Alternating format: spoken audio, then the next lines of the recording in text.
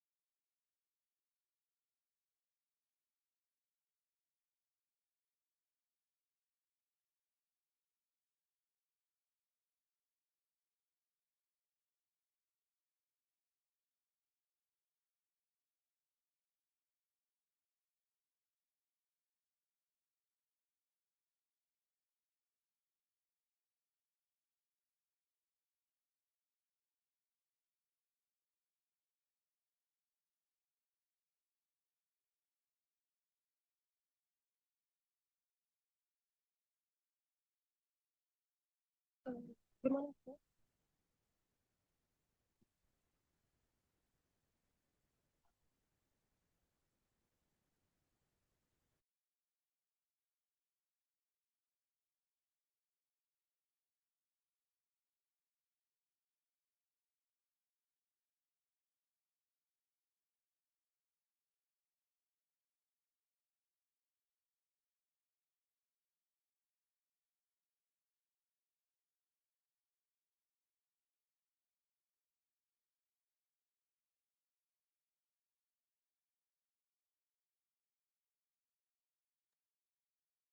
Sir,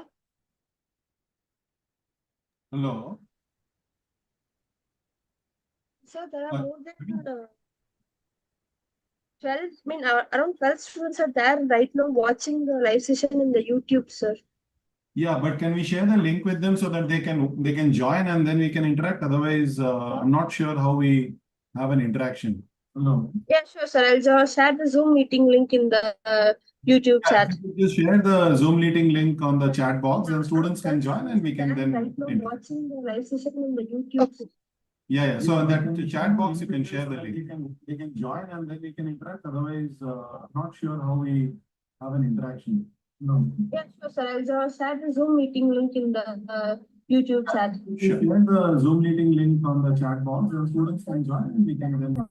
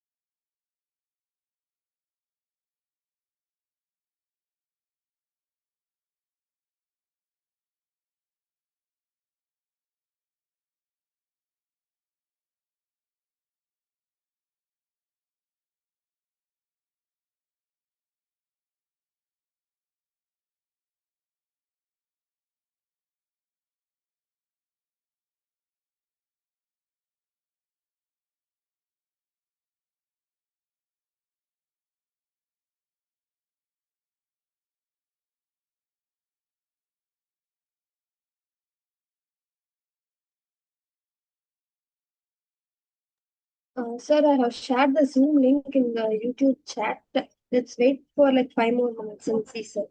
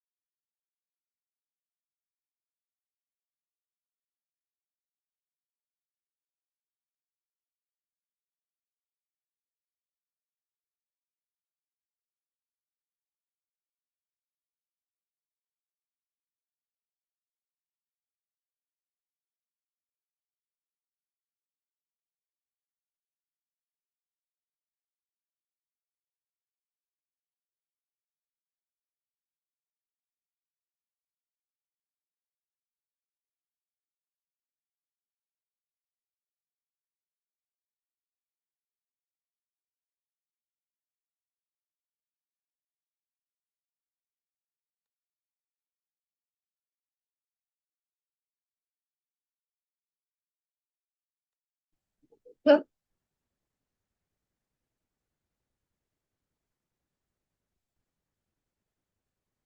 sir,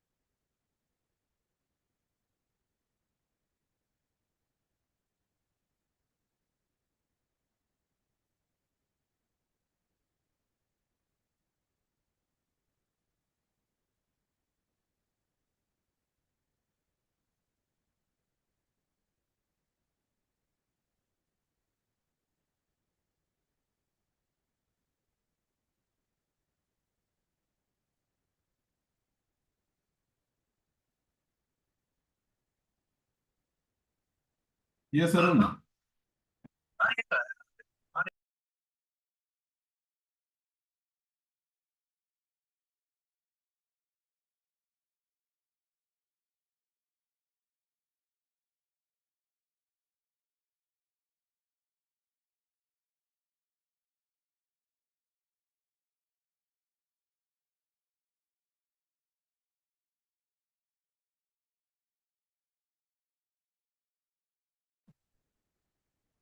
Hello.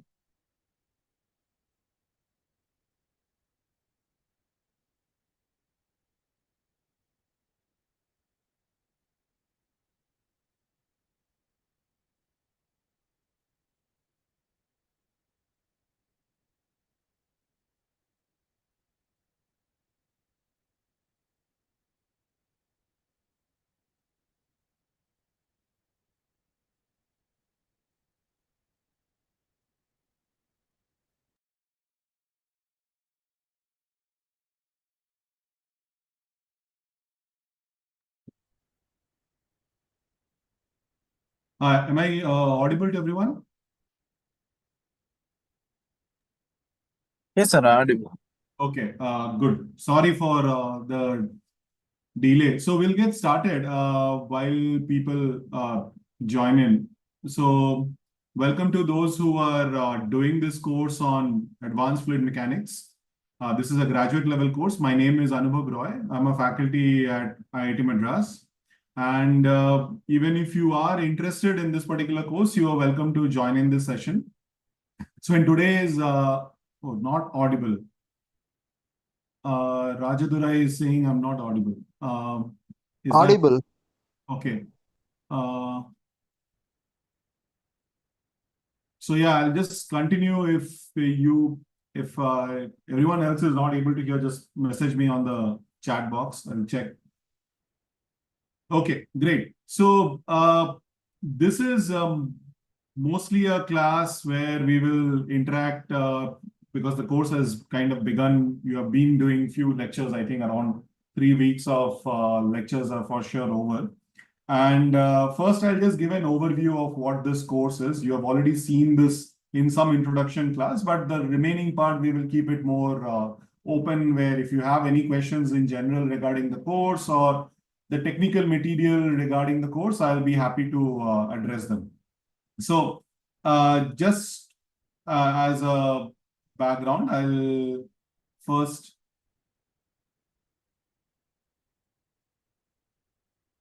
just confirm if you can see my screen.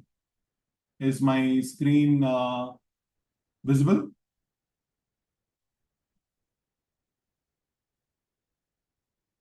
Are you seeing my screen? Yeah, it's visible. Sorry, I can't see the chat box, so which is why I asked for a yeah. So this is a course in fluid mechanics. It's a graduate course in fluid mechanics. So the idea is you may have done an undergraduate course before this in fluid mechanics in some form. So you have some idea of what the subject of fluid mechanics is, and it's supposed to build on that idea. So we typically just get started with trying to be more precise regarding how we understand the fluid.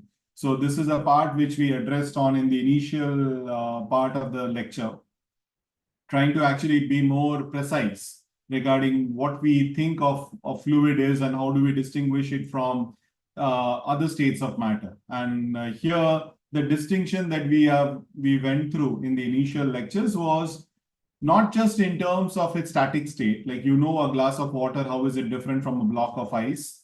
But it's also in terms of its response to some kind of an external force. So if you were to apply deformation, how does it matter and how things are actually different?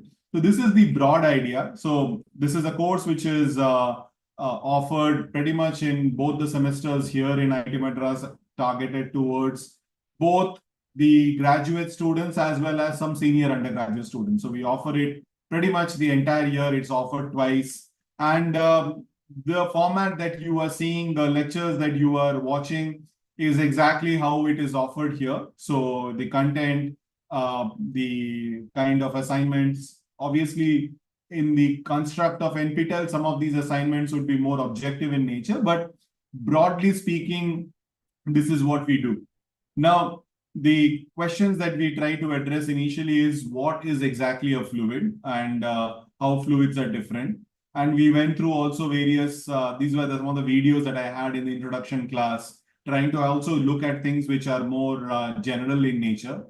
Now, I'll just show what is the typical lecture schedule that I follow so that you also have an idea how these videos are actually placed.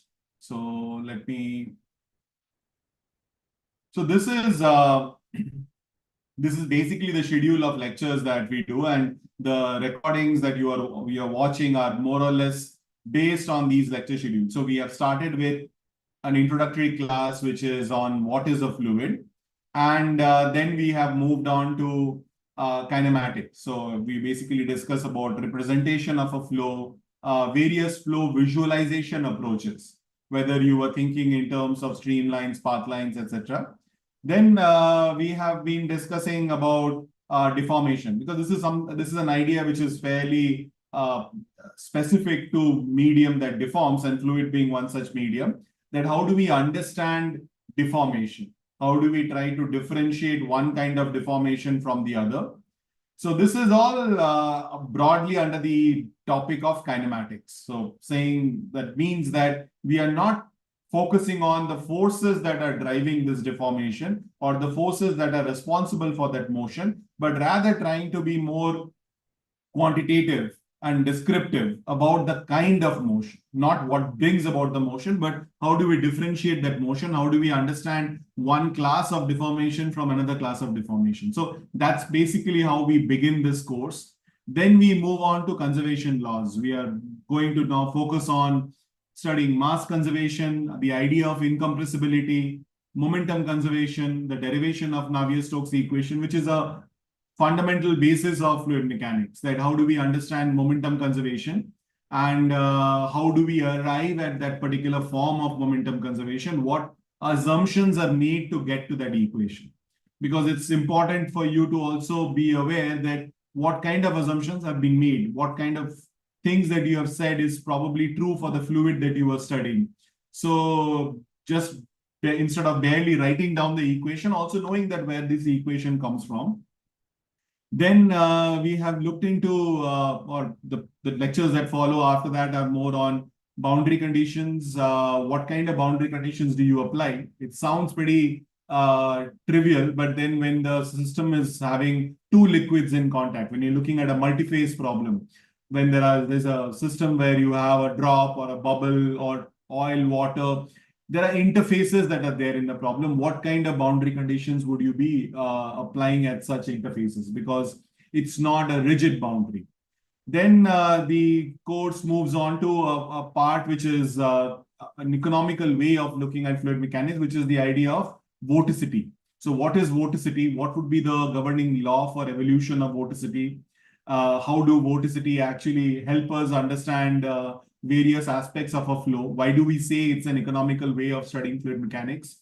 Then we switch to a scenario where the flow does not have any vorticity. So it's an irrotational flow. And we do some exact calculations here. So these are some of the very few cases where you can solve the problem exactly. So problems like flow past an object. So we do a flow past a cylinder calculation. We also do flow past a cylinder with circulation to get an idea or introduction to what would be a lift force that it would experience. And then we conclude something which is a paradox, that there is no drag when you do a problem like that. So with that, we do explore a little bit more regarding the irrotational part, but then we then move on to what would be happening if the flow had effects of viscosity, which looks into initially considerations of flows which are what we call as laminar, flows which are steady. They don't vary along the direction of the flow. So that's what you have, the classical channel flow, plane couette flow, etc. Then we do some example problems, or we look into some cases where unsteady effects are taken into account. And this unsteady viscous flow problems that we do, they serve as a very natural launch pad for doing what we do next. That's a big part of the course, which is on boundary layers. So we study first the motivation for studying boundary layers, like why is it something that we should be studying? Why is it something that is relevant? Why is that a part of fluid mechanics that is so essential and so fundamental in terms of understanding flow, high-speed flow past objects? Then we get into more of the math part of boundary layer, trying to arrive at quantification of boundary layer, the governing equations of boundary layer, and then finally, towards the end, we touch upon a little bit on separation of the problem. So this is mostly what we have regarding the structure of the course. So now what we will do is it's open for as an interaction. You can basically ask questions regarding the course, or you can ask questions also specific to a particular lecture, and I will be happy to address them. So you can unmute and go at one go. I will also keep a tab on the YouTube chat if you have a question there. So yeah, feel free to go ahead, and I have something to just write down and discuss from there. Yeah.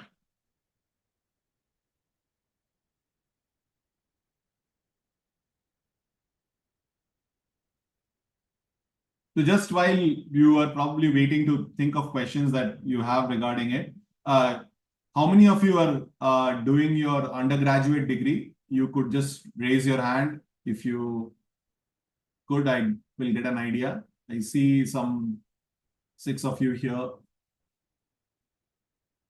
Is anyone here right now in an undergraduate program? Okay. Anyone who is doing a master's program somewhere? MTech, MSc, MS?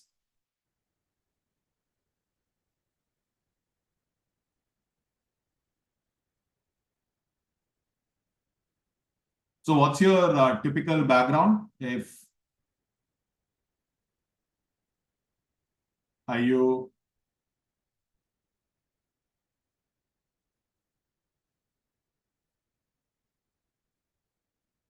Yes, Rajadurai.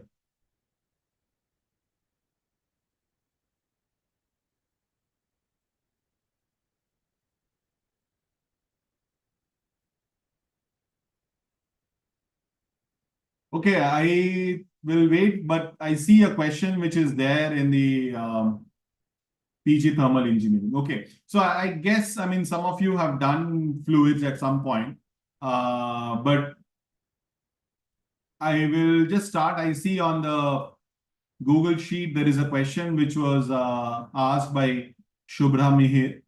And I'll probably start with that. And meanwhile, if you have any questions anywhere, you can, as I said, you can type on the chat box, or here you can unmute and ask.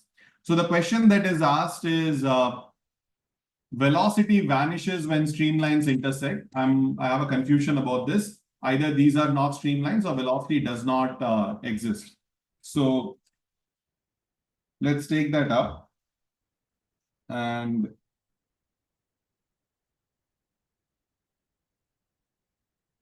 it's a good place to start from.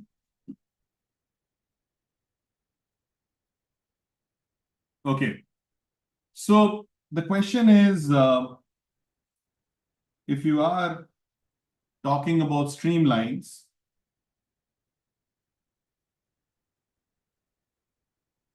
streamlines, as we know, is a line where at every point, the tangent basically gives us the velocity vector. So you have a velocity vector that is defined at every point. Now, if you were to have two streamlines and they were to intersect, and let's say this is a point where it is intersecting. So what it leads to is the velocity vector at that point of intersection basically becomes an undefined quantity. Because if you are approaching, if you're thinking of the blue line being one such streamline and the red line being one other streamline, then at this particular point of intersection, how do you define a velocity? Because you will have two different tangents, right? So this is basically what we say when we are saying that streamlines do not intersect. But if it so happened that the velocity as we approach the red line on the blue line goes to 0, and similarly the velocity as we approach the blue line along the red line also goes to 0, then these two can intersect. So the intersection of streamlines basically imply that at that particular location, the velocity vector is 0. So you have what is known as a stagnation point, or a point where the velocity field goes to 0. So there is no indeterminateness regarding how you are defining the streamline. Because if you have a zero vector, that would be a legitimate case where streamlines can intersect. Any other scenario, if you have a non-zero value of the velocity vector, then there would be no possibility of an intersection. So intersection of streamlines are not possible other than at locations where velocity field goes to 0. So one example, I would have probably touched upon this during the kinematics thing, is that if you consider a velocity field which has an x component that is equal to x and a y component that is equal to minus y. So now if you were to sketch the streamlines for this velocity field, so you start off with dx by u is equal to dy by v, and that gives you dx by x is equal to dy by minus y. So now when you write this out, you would get ln x equals minus ln y plus some constant. So if I bring the log to both the sides and to one single side. So I get xy is equal to some constant. Now this is an example of streamlines which are rectangular hyperbolas. Right? Xy is equal to constant are basically families of rectangular hyperbolas. You choose a value of a constant, you get one of these curves. So now each of these are streamlines. So now the question is, obviously when you see these curved lines, they are not intersecting with each other. But what about the x-axis and the y-axis? Are they streamlines? So you go back to this particular equation. The x-axis is when y is equal to 0. So if I plug y is equal to 0, any value of x would satisfy this equation. If I choose any particular value of x on this x-axis, as long as y equal to 0, it satisfies this particular equation. Similarly, if I choose any point on the y-axis, I would substitute for x equals to 0, and I would find that any value of y is also a solution. So what do you conclude? You conclude that x and y-axis are also streamlines. So if they are streamlines, you see that they are intersecting at the origin. And now you apply the check that we said. The check was the streamlines are going to only intersect at points where the velocity field vanishes. So at the origin, the velocity field, so at 0, 0, the velocity field is also vanishing. So does this clear up the doubt that was there regarding streamlines, intersecting of streamlines, and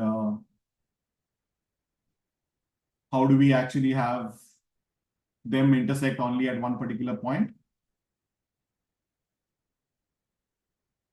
Okay, any other questions?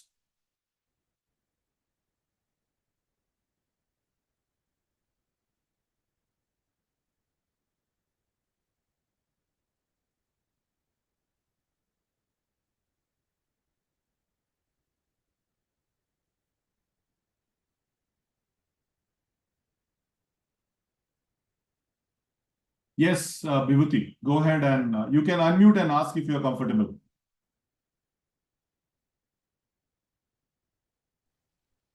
Hello, sir. Am I audible? Yes, you're audible. Sir, after the momentum equation, when it was written it was represented in a dot product of vectors, for using Stokes hypothesis. That part I could not get in the lecture. I could not understand how it was brought in. Okay, let me just see if I can pull up a little bit of the, and then you can point to me.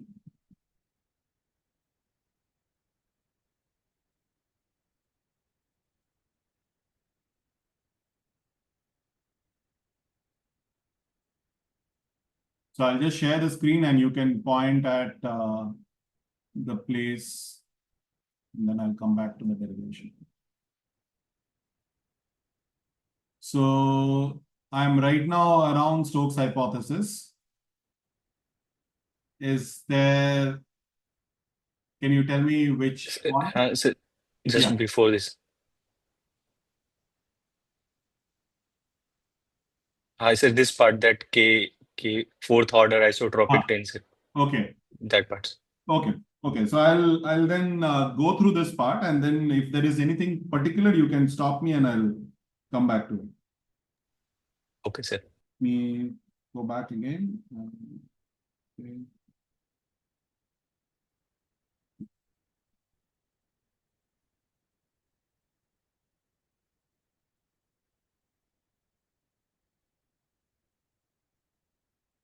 Okay, so this is actually a pretty important idea which we often don't spend some time on, because when you think in terms of so this is the beginning of what first is the constitutive equation. Because you have to remember something here, that up until the point where you are writing down your equation, when you are saying that I have the acceleration of the fluid, so you would have seen that there is a part where I would have written down that the fluid acceleration is basically balanced by some body force. If gravity is what we are interested in, then it is balanced by a body force. And then we say that, okay, there is an internal response, and that internal response, we write it in terms of what we call as a stress tensor. And then we write the stress tensor in terms of a pressure field and a deviatory part that is basically, that is what our focus is in terms of saying what would be the fluid's response to the deformation. Now, we often take this and we say that this particular, the deviatoric stress tensor that is there, is related to the velocity gradient.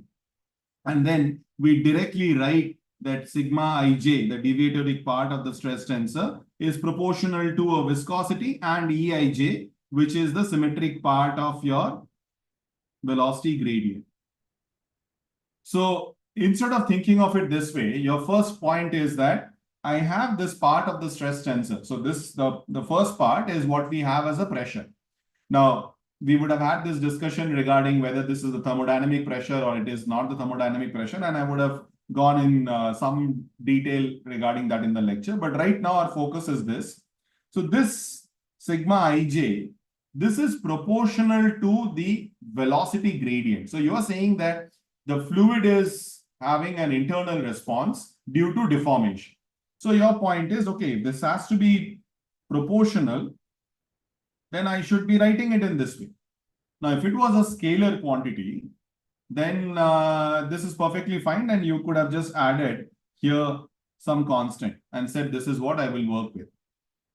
But then you are not dealing with a constant quantity because there is an object, the stress tensor, as we would have had discussed, is something that requires you to think in terms of two directions: the direction in which you are applying the force and the direction of the surface on which the force is being applied.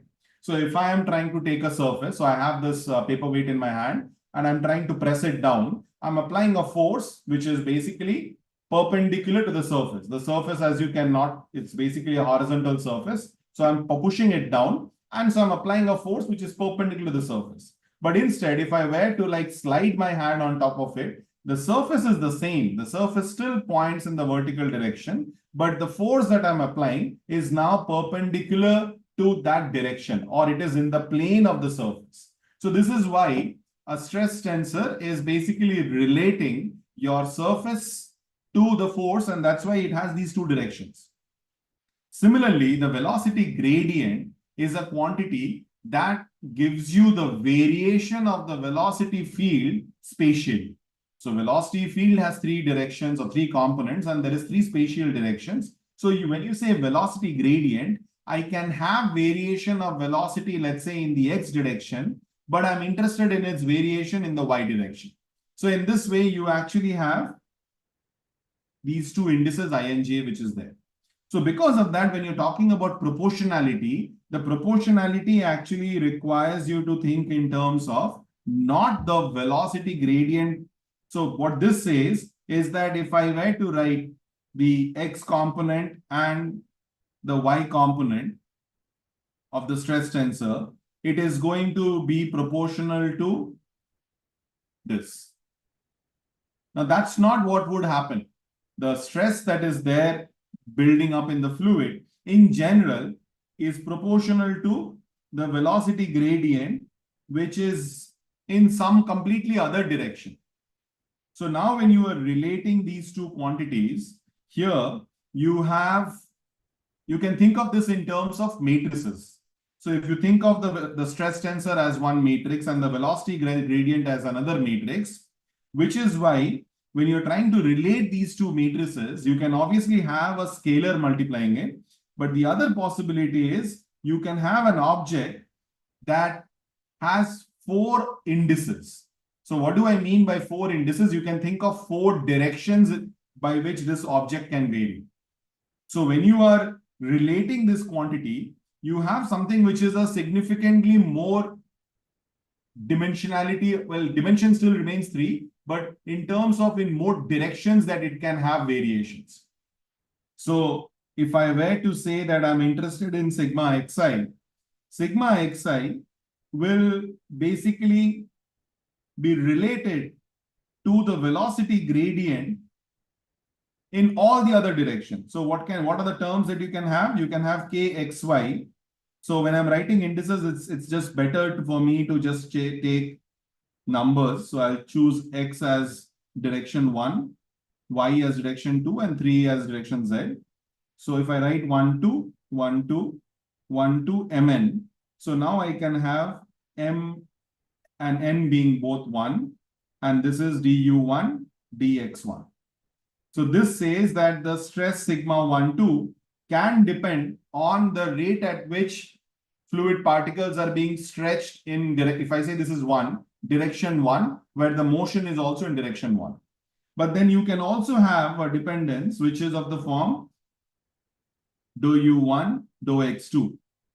So if fluid particles moving in the one direction, if there is a variation in the two direction, that velocity gradient can also be responsible for creating a stress. So this is the most general form that you can actually write. Now, the point is that velocity gradient, obviously we have seen that it has components both in terms of the symmetric part and the antisymmetric part. So I would have had EMN and RMN. So EMN is a part which is symmetric, and RMN is a part that is antisymmetric. So now antisymmetric, you can think in terms of that it is a part which would be related to some kind of a rotation. So if you have a rigid rotation that is occurring in the problem, that rigid rotation would not create a stress, because we are talking about a stress tensor that is symmetric. So the stress tensor sigma ij is equal to sigma ji. So when we have assumed that the stress tensor is symmetric, and the idea of stress tensor being symmetric comes because we are thinking of fluids where there is no local generation of moments.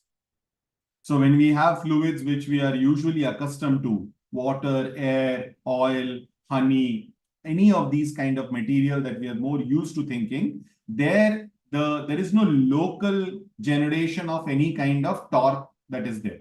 So when that is not there, the stress tensor would actually be symmetric. So if the stress tensor is symmetric, then what you would have is the following connection between the rate of strain tensor and the stress tensor. So that's the fourth order tensor that is there. So this is basically a dot product or dotted twice. So if it would be something like this. This is the most general form that you can have for a fluid. Now then you actually make a point that is your fluid a very exotic kind of fluid, or is a fluid that you are thinking of, let's say something like a fluid just water is something that you are interested in. So if the fluid is isotropic, which means that properties of that fluid do not differ based on directions in which you are making measurement, then you can assume this to be an isotropic fluid.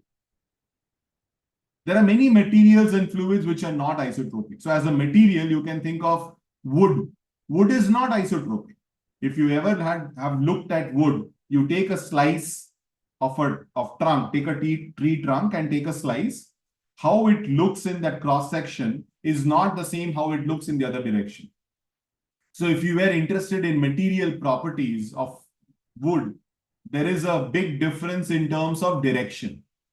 So that's an example which is easier for you to think, because all of you would have seen wood in some form or the other in your life. So in the same way, there can be fluids where the material properties are directional. So in one particular direction, the material property is very different than in other direction. So we are not thinking of any such material. We are thinking of material where all directions are the same when we are thinking of material properties. So when we do that, then this particular relation that we have, so at this point, this Kijmn, that quantity that we have, this fourth order tensor, because it has to be isotropic, I can write it as combination of second order tensor. So I can write lambda 1, lambda 2, delta Im, delta Jn, lambda 3, delta In, delta Jm. This is possible by saying that your system is isotropic. So it is not some arbitrary quantity. It is an isotropic quantity. Because it is isotropic, there is no directional preference, which is why I can do this exercise. And when you do that exercise, your relation now becomes significantly simpler, and you can write this as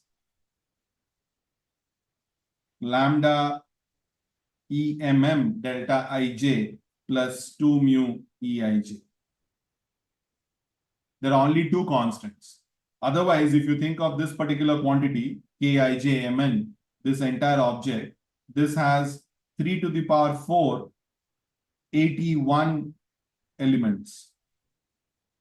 So it's humongous, right? It's a huge object in terms of how many quantities that are there. But just with the assumption of isotropy, you only land up with 3. And then you say, okay, by the way, sigma Ij is symmetric in Ij. My stress tensor is symmetric. So if stress tensor is symmetric, then lambda 2 should be equal to lambda 3.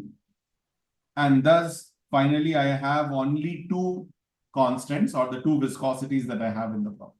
So we have started out with a very general setting of a fluid, because when you say your fluid is Newtonian, when you are making the statement that I'm dealing with a Newtonian fluid, all that you are saying is that the internal response or the stress that is building up in the system is linearly proportional to the rate of deformation. That is all that you are basically saying. Now it's subsequently assumptions regarding the nature of the material, what kind of fluid that you are interested in, that you can make this more refined and find out that how many of these proportionality constants are there. Because when you're relating to scalars, when you say that I'm saying temperature is basically at a particular point, depends on what is basically, let's say, the time of the day. I'm just basically coming up with some scalar relation between temperature and time. And I will just have a scalar constant multiplying that particular thing.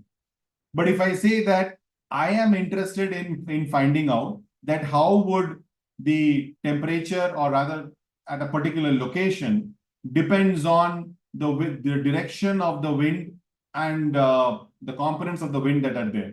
So what I will then have is I can have all kinds of possibilities that might be there, not just a scalar constant that is multiplying. So when you are looking at linearity relations, and especially when you're doing this for objects like stress, you can have a more general. By the way, my screen was not being shared. It is visible, sir. Oh, okay. For me, fine. So I don't know, does this partly also answer your question, Vibhuti? Yes, sir, I understood it now, sir. Thank you, sir. Yeah, so the starting point is a little bit more general. The starting point is saying that you can have any kind of deformation gradient, rate of deformation that drives a stress response. But then when you make it more simple and say, okay, I'm not thinking of very exotic fluids, I'm only thinking of fluids which are fluids like water and air, then it gets simpler and you arrive at what you are more familiar with. So for instance, all of you are probably watching this on some kind of a device. And if you're watching it on an LCD screen, the liquid crystal displays that are there is often modeled as a fluid, even though it doesn't really think of it. You don't think of it in that particular way. And there is a certain directionality that is there, because if that directionality was not there in the material, which makes your LCD, these liquid crystal displays, the word itself says, right? Liquid crystal. So those liquid crystals, it basically, the term itself, there are these tiny crystals that are there, which are oriented in a particular manner. Now,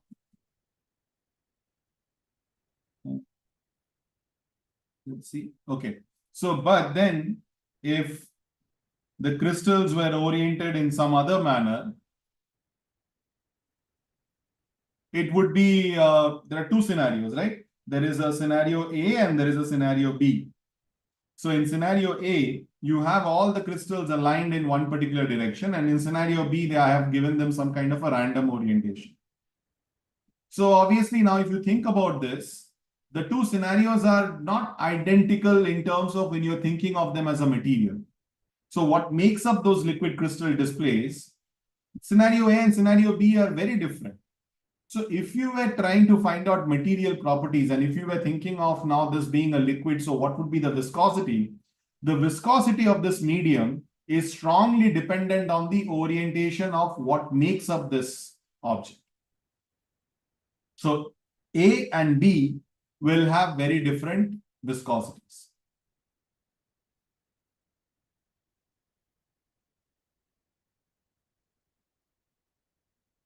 Okay. Any other questions, doubts?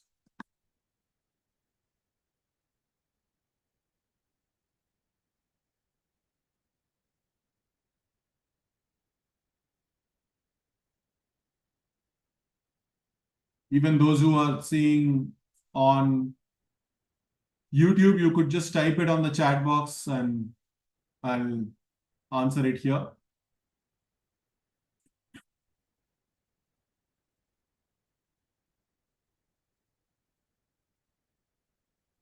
Good morning, Anush.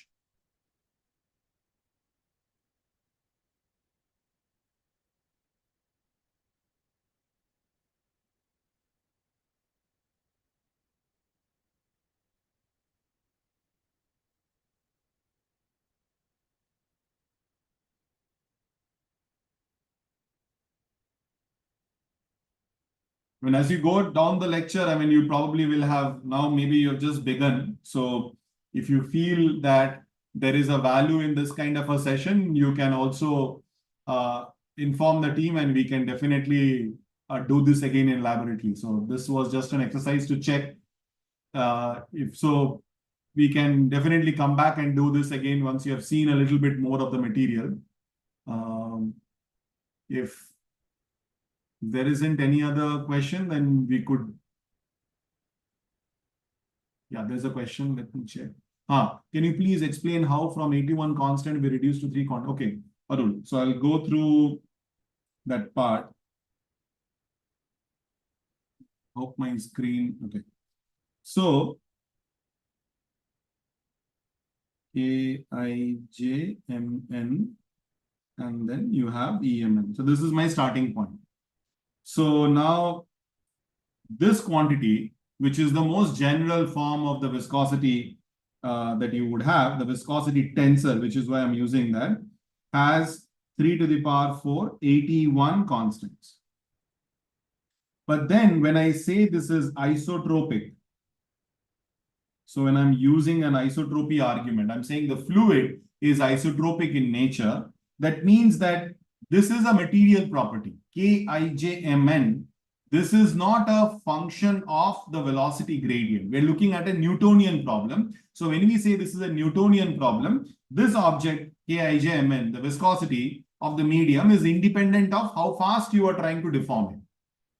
So for a Newtonian problem, Kijmn will just be a function or it will be a quantity that is just dependent on what material you have chosen. Now, if you say that my material is isotropic, there is no angular or orientation dependence or in terms of how you measure viscosity. You want to measure viscosity. You want to basically measure the fluid properties. It doesn't matter in the direction in which you are actually making these measurements. It's directionally independent. That's the idea of isotropy. So this fourth order tensor, this is something which we have done in the lecture on tensors, that there is a fourth order tensor, if you want to say, is isotropic. The only way a fourth order tensor can become isotropic is if you were to write it in the form of combination of second order tensors. So this is not anything to do with fluid mechanics here. I'm not saying anything that is specific to fluid mechanics. What I'm saying here is a more general idea of tensors. That if I have a fourth order tensor, which otherwise has 81, if I don't make any assumption, it has 81 terms. But if I then say that it is isotropic tensor and is a fourth order, then there is only a combination of second order tensors that can be used to build this fourth order isotropic tensor.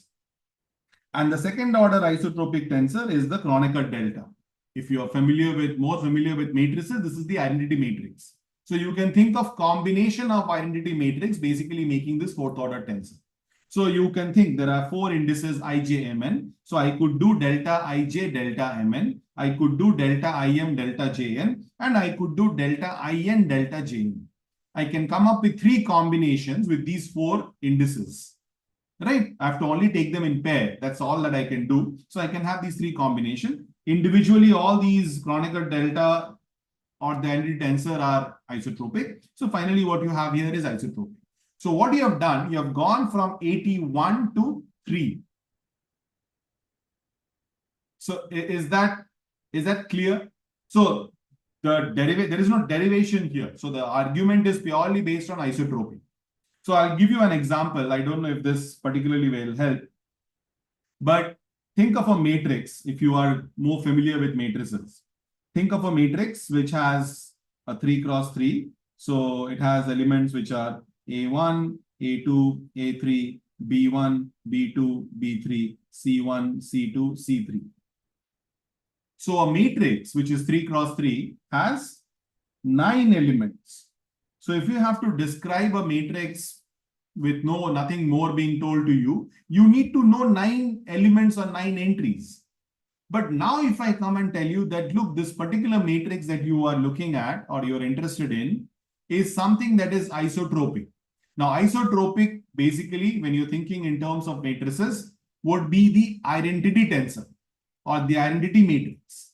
So that identity matrix or the identity tensor means that if it was an isotropic quantity, it can only have this form.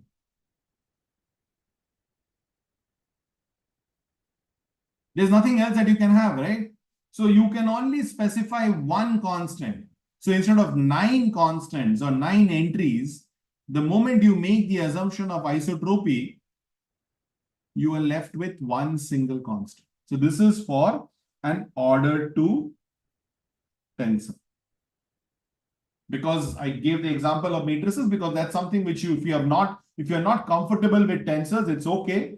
Sometimes or many of these things, you can also map it to how you know what you know about matrices. So if you say I have an order 2 tensor, that's basically identical to how you have studied matrices. An order 2 tensor has 9 entries. You can write it in that matrix form. And now if you say I have an isotropic order 2 tensor, there is only one isotropic order 2 tensor, which is the Kronecker delta. That's basically proportional to the identity matrix. Because I can multiply an identity matrix with any constant and it still remains isotropic. So instead of 9, now you have 1. So now similarly, when you go to a fourth order tensor, there are 81 such entries or 81 such constants. And then when you say it's isotropic, there is only one possibility of a fourth order isotropic tensor, which is taking combinations of these order 2 tensors, which are the Kronecker delta, delta ij, delta m.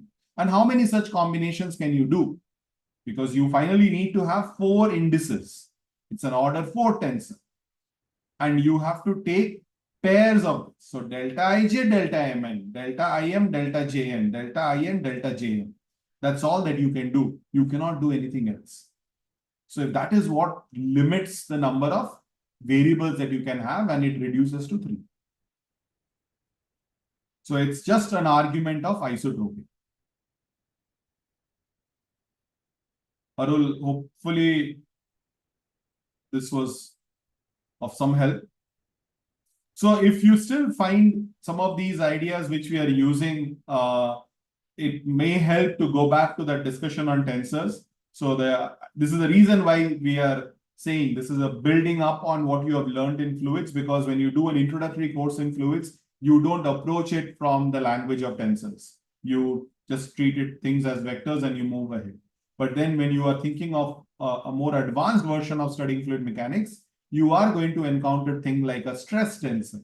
You are going to account something called as a viscosity tensor. So, which is where even a preliminary background in tensors, and that's the exact reason why we have devoted a couple of lectures in the beginning on tensors. So even if you have not done it ever in the past, you can actually go through the material there and get some working knowledge, because we cannot do like an entire description of tensors in this course, but at least the amount that is required for us to make progress with how we are doing. So you can see that if you were not using ideas of tensors, it would have been very difficult for you to come up with this kind of an argument. You could have done it.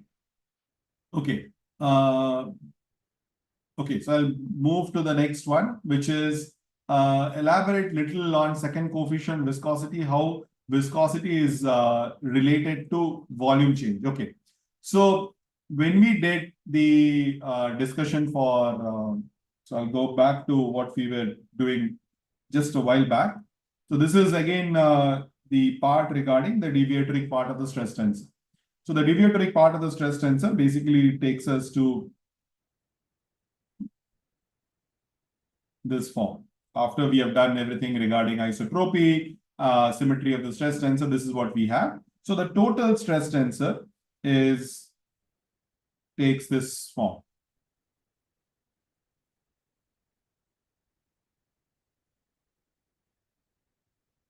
So now, if I take the trace of this quantity, again, if you think in terms of matrices, you can think that tau 11, tau 12, tau 13, tau 21, tau 22, tau 23, tau 31, tau 32, tau 33. If you think in terms of matrices, these are the entries that are there for the total stress tensor. So tau II is tau 11 plus tau 22 plus tau 33. Sum, it's the trace or the sum of all the diagonal entries. So that is minus 3p, 3 because delta II is delta 11 plus delta 22 plus delta 33. So that gives you a 3 plus 2 mu plus once again a factor of 3 and then EMM. So that's the expression of the trace of the stress tensor. Now, if I were to write pressure in terms of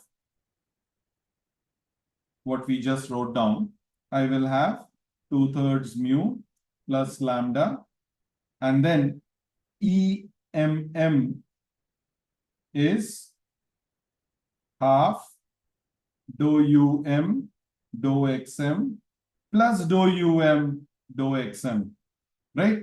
It's the symmetric part of the velocity gradient. So it is dou UM dou XM, which is nothing but divergence of velocity field. So this is divergence of velocity field. So that's the expression that you get in terms of the pressure, in terms of the sum of or the trace of the stress tensor and the divergence of the velocity field.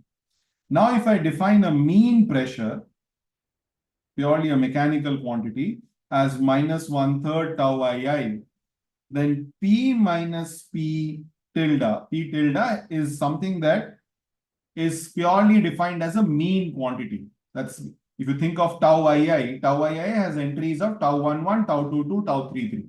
What are these? These are basically the normal stresses that you are experiencing. So when you have these normal stresses that you have, then you are saying what is the average normal stress that the system is experiencing. You have a fluid volume. And then if you ask the question, what is tau 11? Tau 11 is the response of the fluid for you, which is acting for a force that is trying to pull it in the one direction. That is for a surface that is also pointing in the one direction. So if I draw, just for the simplicity, I draw a square. So it is basically trying to give me what is the average of all these normal responses that the fluid has, or the normal stresses. So now this P minus P tilde that I have written down, that turns out to be 2/3 mu plus lambda divergence of u. So P here, the pressure, and P tilde, which is the mechanical quantity. That have this quantity, as you can see, is just an average or a mechanical quantity. The difference of that is related in terms of the first and the second coefficient of viscosity and divergence of velocity, which is the part that captures how compressible is the flow. Now, if you have an incompressible flow, then automatically what happens is that the pressure that you are determining, P and P tilde, are one and the same. But if you are dealing with a compressible flow where divergence of u is not equal to 0, that's where basically things starts becoming a little different, is P minus P tilde. That's the difference between the pressure that you are. If you remember, the P that we have defined here, we started out by saying that P is the thermodynamic pressure.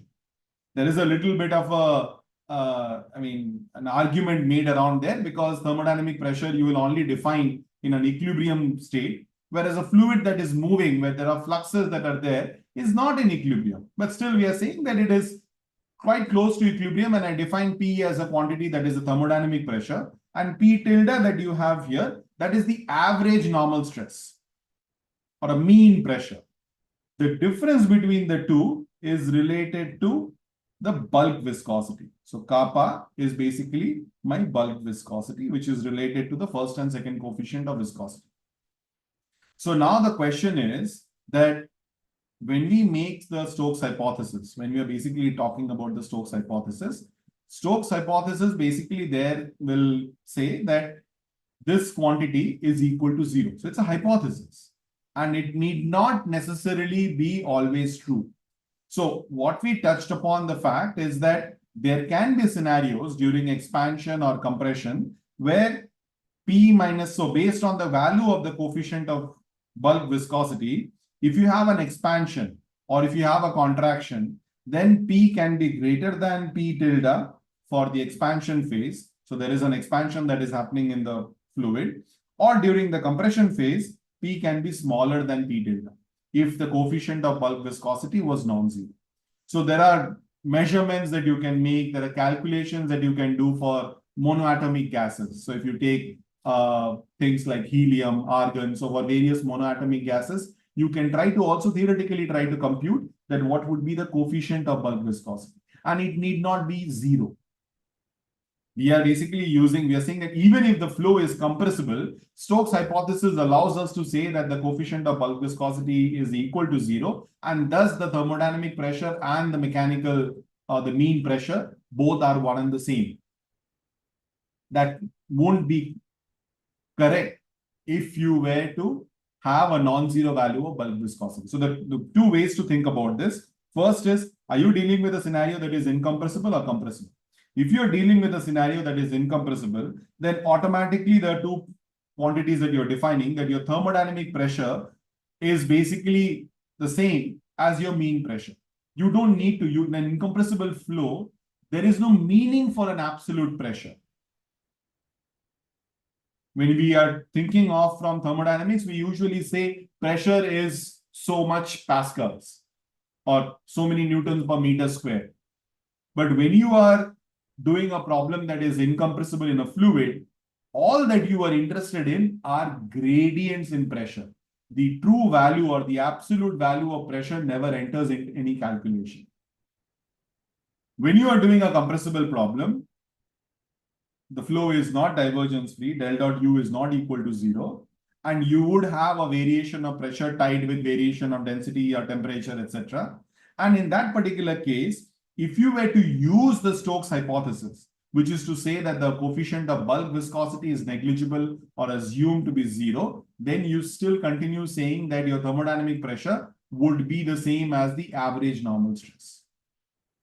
So that's the basic idea of the second coefficient of viscosity and how it is related. Like if the second coefficient of viscosity, so the summary of all that I'm trying to say out here is, if the second coefficient of viscosity was not related to the first coefficient in this manner, then volume changes, which basically leads to expansion or contraction that you're having in the system, would lead to what you measure as the mean normal stress and what you measure as the thermodynamic pressure, they would not be the same. And you would have the thermodynamic pressure exceeding the mean pressure or be below the mean pressure if you were doing expansion or compression. So Vibhuti, does the first part get clear? Okay, so the second question was, it was related to shear strain. So when you are discussing about, so this was the part regarding that viscosity will generally have two pieces, first coefficient, second coefficient. That's because once you have made all assumptions regarding the fluid, after that you will have these two coefficients. So now as you can see that the viscosity, which we call as the dynamic coefficient of the dynamic viscosity, right? That is related to the rate of strain, EIJ. Now, EMM is also the rate of strain, but it is the normal rate of strain. So EMM, if you write down these quantities, this will have, it will be like E11 plus E22 plus E33, as I said. Now, what is E11? E11 is basically you trying to pull a surface that is oriented in the one direction or X direction in that direction itself. It's a stretching or compression. So if you have a fluid and think of, if you, it helps, think of it in 2D, you are trying to pull it or push it in the X direction. You are also trying to pull it or push it in the Y direction. So EMM, if it is not zero, what it means is you could do this. This is allowed. You're pulling it in X direction, you're also pulling in Y direction, which means this quantity is positive. You could also do this, push in all the directions. So you're compressing the system. So if the system is compressible, you can basically have this quantity not be zero. The sum of all the normal rate of strain will not be zero. They'll not vanish because the divergence of the velocity field is not equal to zero. The shear part of the rate of strain, which is what is here, that is basically connected with, or the proportionality is connected with the dynamic, what we call as a dynamic viscosity. Is that okay?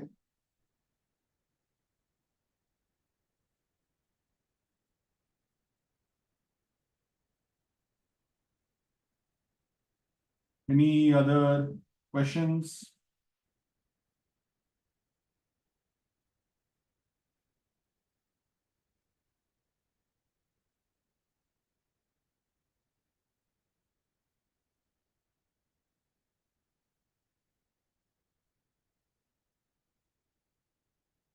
Anyone on YouTube, whoever is watching?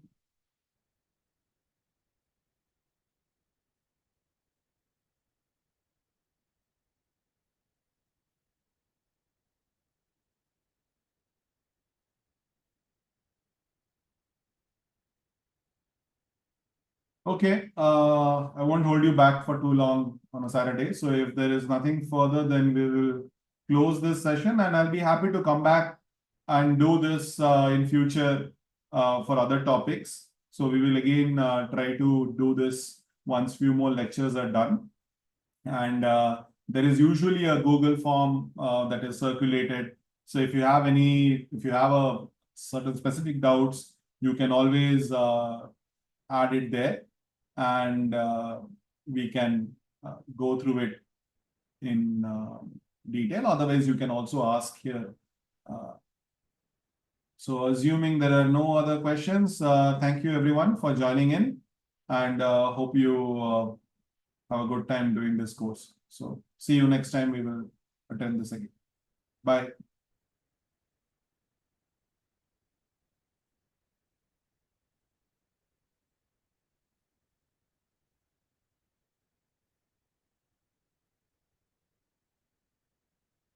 Arun, we can probably close this now.